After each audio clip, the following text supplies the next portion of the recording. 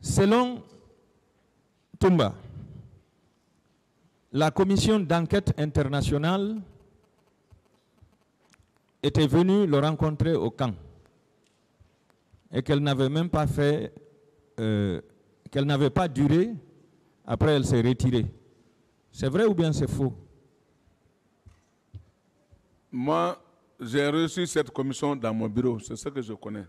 Mais je ne sais pas si cette commission a été dans son bureau. Est-ce que cette commission vous a entendu sur PV?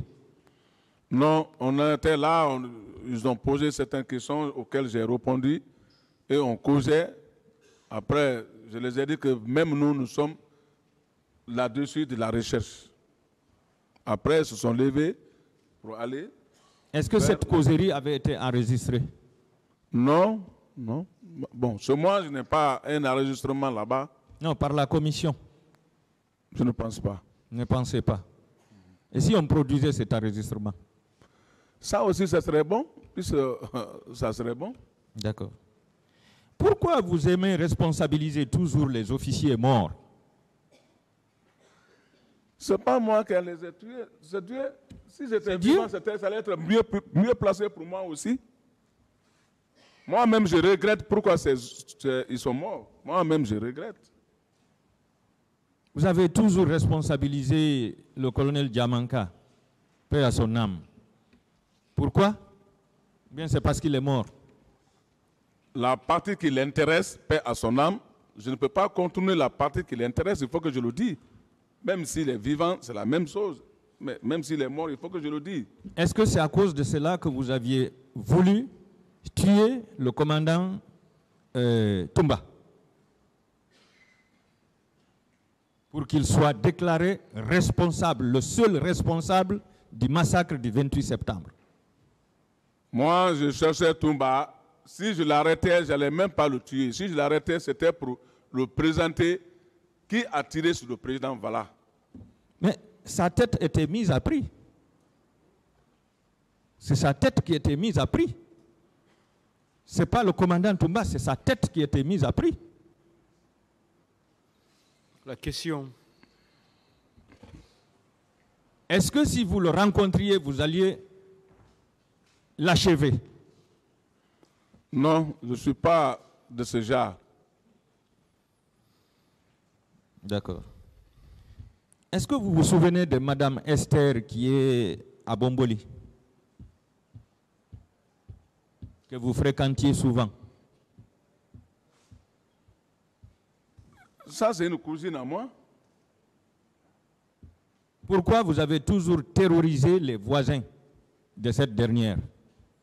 À chaque passage, vous terrorisez les voisins par vos tirs.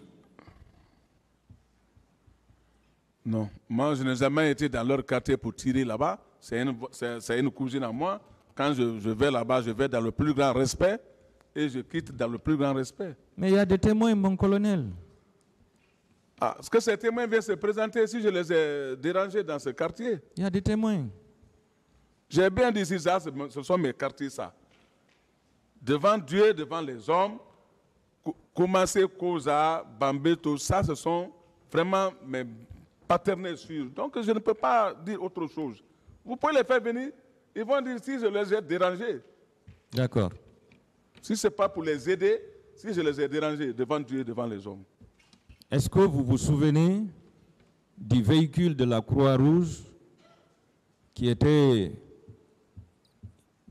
à côté de la gendarmerie du pont de Madina, sur lequel vous avez tiré, vous avez dégonflé les pneus à travers des balles? Je n'en sais rien. Est-ce que vous savez que les éléments de la Croix-Rouge de l'époque sont prêts à témoigner dans cette affaire? S'ils sont là, je souhaite qu'ils viennent témoigner sur cette affaire. Parce que moi, je n'en sais rien. D'accord. Je vous remercie, mon colonel. Je remercie le tribunal. Merci, Monsieur le Président. Monsieur Pivi, ma première question est celle de savoir, est-ce que les corps de ceux qui avaient été tués au camp Alpha Yaya Diallo avaient été rendus à leur famille? Ça, je n'en sais rien. Ce que je connais, les corps qui étaient, comme a dit le ministre de la Santé, ça a été restitué à leurs parents au niveau de Sauge, la grande mosquée de la ville. Là. Est-ce que vous aviez compris ma question? Si. Je ne pense pas. Reprenez-la, maître. Est-ce que les corps de ceux qui avaient été tués au camp Alpha Diallo avaient été rendus à leur famille? Ah, ce n'était pas à ma disposition, ça, je n'en sais rien. D'accord. Monsieur Pivi, lorsque vous aviez été convoqué par le pool des juges d'instruction, pourquoi vous vous étiez présenté avec un contingent de militaires? C'était pour effrayer les juges ou bien pourquoi? Moi, j'ai dit que j'étais venu avec mon avocat. C'était au niveau d'ici. C'est ici que j'étais au niveau de Sectoria. Il est venu m'appeler. Le professeur président Alpha Condé m'a dit, Pivi, il faut aller répondre. Je suis venu avec mon avocat ici, tranquillement. Je ne sais pas comment je vais prendre un contingent pour venir ici. D'accord. Vous avez également déclaré à cette barre que si le président Moussa Dadis Camara avait été nommé président de la République, que c'était grâce à vous.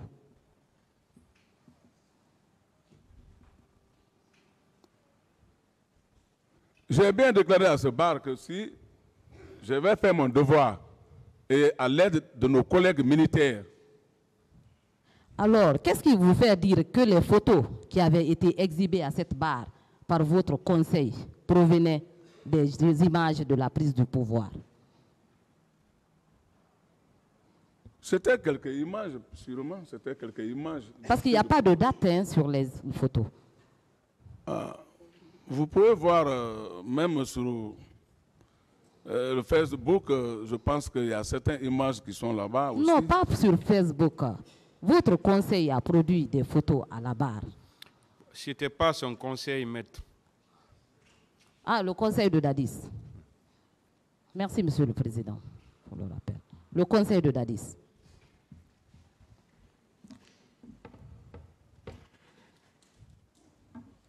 Je n'en sais rien.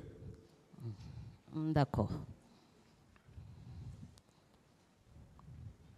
Vous avez également déclaré à cette barre que c'est Toumba et ses hommes qui étaient les responsables des tueries, qui étaient les comploteurs du moins. Vous confirmez cette déclaration? Reprenez la question. Je disais que vous avez déclaré à cette barre que c'est Toumba et ses éléments qui avaient comploté contre le président Moussa Dadis Camara. Vous confirmez cette déclaration? Je confirme. Donc, est-ce que vous pouvez nous dire que c'est également Toumba et ses hommes qui sont les responsables des tueries au stade du 28 septembre, ce jour? Je passais à cette barre, il avait dit déjà qu'il a été au stade. Donc, et si lui vient au stade, c'est parce qu'il est avec ses hommes. S'il y a un bruit qui sort derrière ça, même si c'était moi, ma présence au stade, s'il y a un bruit, c'est que franchement, je dois être responsable. Parce que je ne suis pas désigné pour être ce jour-là au stade. C'est la police et la gendarmerie qui doivent être organisés pour le maintien d'ordre. Mais pas un militaire qui doit venir au stade. Quand tu viens dans ce cadre-là, s'il y a un problème là-bas, tu dois être responsable. D'accord. Monsieur Pivi, qu'est-ce que vous pouvez nous dire par rapport à cette déclaration consignée dans votre procès verbal d'interrogatoire? Mon travail consistait à traquer la nuit les militaires non contrôlés et indisciplinés.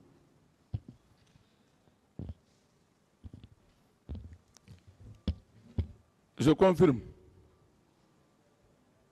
Vous avez parlé ici de la nuit. Reprenez la question. Qu'est-ce que vous pouviez nous dire par rapport à cette déclaration consignée dans votre procès verbal d'interrogatoire? Mon travail consistait à traquer la nuit les militaires non contrôlés et indisciplinés. Je n'ai pas de réponse pour ça. Chacun des coupables est condamné à une amende de 1 million à 25 millions de francs guinéens. Comme sus énoncé, le colonel Pivi et ses hommes ayant une haine viscérale contre certains citoyens ont continué leur œuvre de persécution dans plusieurs quartiers de Conakry. Non seulement le 28 septembre, mais aussi les jours suivants.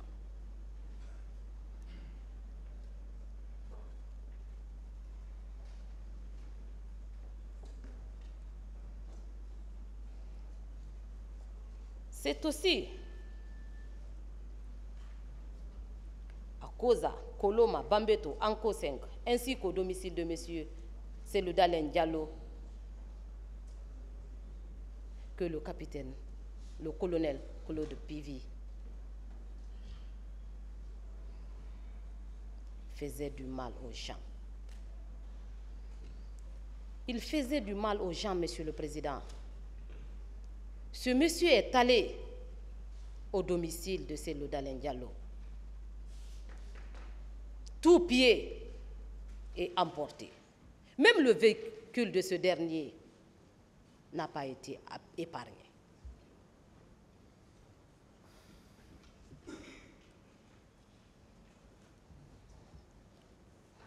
Comme sus énoncé, Monsieur le Président, honorable assesseur, le procès verbal d'audition de M. Mamadou Aliou Diallo en date du 15 mars 2010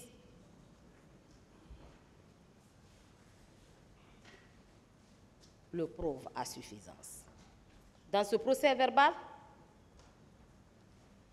ce dernier déclarait « Quand j'ai été appelé que les militaires étaient en train de gâter les boutiques à Koza, immédiatement j'ai pris le chemin pour venir voir mon magasin. J'ai été empêché par la présence des bérets rouges.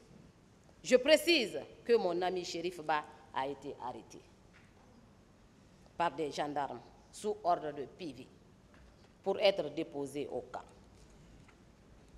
Le lendemain des événements, nous sommes revenus pour faire le constat. Nous avons observé que tout était saccagé. Ce faisceau d'éléments, parmi tant d'autres, est la preuve que les faits de pillage et de vol à main armée sont constitués à l'égard de Claude Pivi.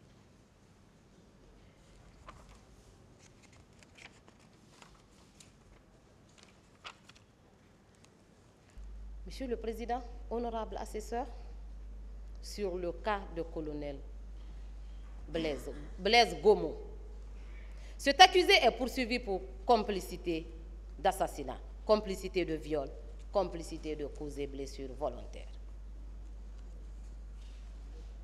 Sur la complicité d'assassinat,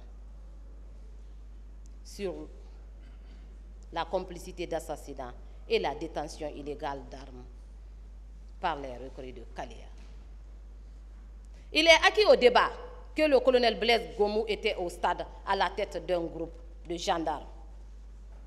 Il est également acquis au débat qu'il était fréquent au camp de Kalia pour le rassemblement des recrues. Ce sont ces recrues qui ont sévi au stade. Pour preuve, lui-même a reconnu ici à cette barre qu'il était au stade à la tête d'un groupe de gendarmes. Et M. Mamadi Soumaoro, l'un des témoins, a signé et persisté. L'un des témoins clés même a signé et persisté que le colonel Blaise Gomo était très fréquent au camp. Il participait aux différents rassemblements, que d'ailleurs il était chez lui.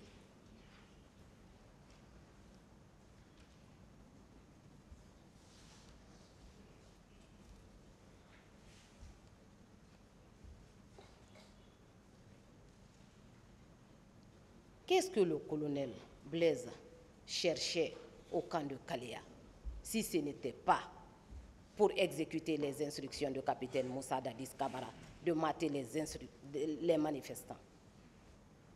Rien ne justifiait sa présence et la présence de ces hommes au stade ce jour 28 septembre 2009. Car son service n'était pas un service de maintien d'ordre.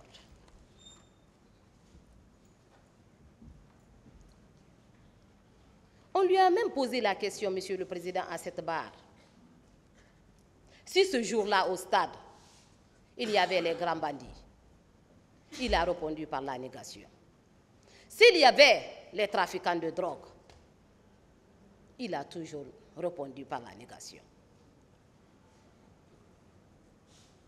Alors, qu'est-ce qui justifiait sa présence au camp à la tête d'un contingent, si ce n'était de mater, de massacrer les manifestants? Ce faisceau d'éléments prouve également à suffisance que les faits de complicité, de viol, que les faits de complicité, d'assassinat, de détention illégale, d'armes par les recrues de Kalea est constitué à son égard. Sur la complicité de viol, quand les assaillants, composés d'hommes habillés et de miliciens, ont lancé l'assaut sur les manifestants au stade, un climat de panique générale a été créé et les hommes ont été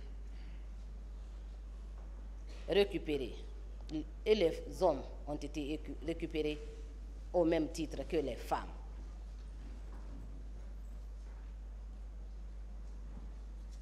Mais ces femmes, Monsieur le Président,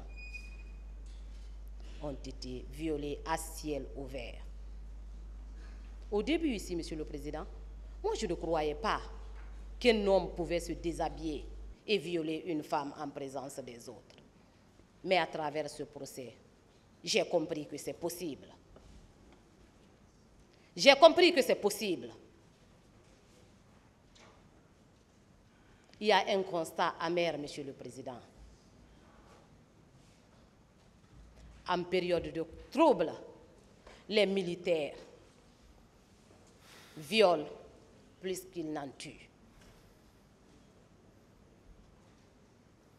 Ce jour-là, Monsieur le Président, ces femmes ont été violées à ciel ouvert devant le regard impuissant des autres femmes. Je l'ai dit ici, que c'est la pire des choses qui peut arriver à une femme, le viol.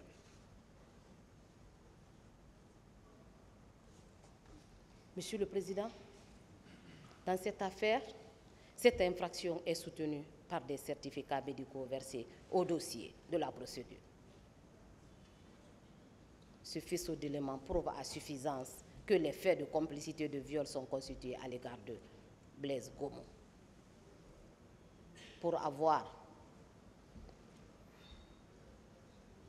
pris les éléments de l'antidrogue, parce que lui-même, il a reconnu à cette barre qu'il était à la tête d'un contingent de gendarmes.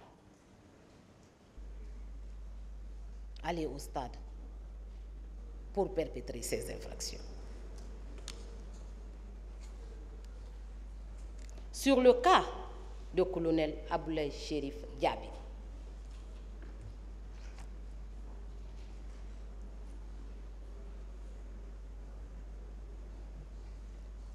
cet accusé est poursuivi pour enlèvement, torture, séquestration et coups et blessures volontaires. Il est acquis au débat que lorsque les blessés graves avaient été admis au service d'urgence de l'hôpital d'Onka, le colonel Aboulaye Chérif Diaby, ministre de la Santé au moment des faits, était venu là-bas avec des militaires. Quand ils sont arrivés sur les lieux, il a aussitôt commencé à proférer des injures aux manifestants, blessés, avec toutes sortes de menaces. Allant plus loin, sous son ordre, certains blessés graves ont été embarqués dans des camions et d'autres ont reçu des coups de pied, sémant ainsi la terreur au point que certains manifestants